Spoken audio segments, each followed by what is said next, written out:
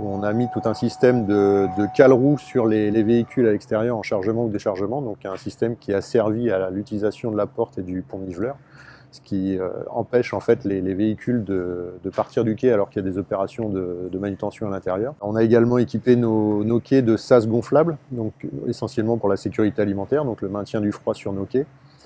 Et on a également repensé toute la distribution du froid, donc avec une nouvelle centrale de froid et puis un système à l'ammoniac et au CO2.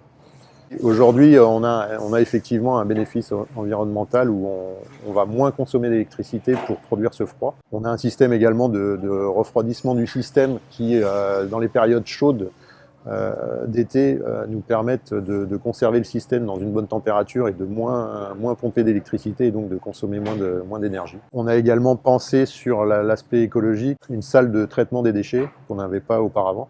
Donc on a centralisé tous nos retours de déchets en un seul point, ce qui nous évite d'avoir des flux croisés entre nos marchandises et les flux de déchets qui reviennent des restaurants, donc des déchets propres quand même, hein, du carton d'emballage ou du plastique, mais qui sont aujourd'hui centralisés dans une seule et même pièce. Aujourd'hui, effectivement, on traite à peu près 1800 tonnes de carton à l'année et une cinquantaine de tonnes de plastique à recycler sur le site.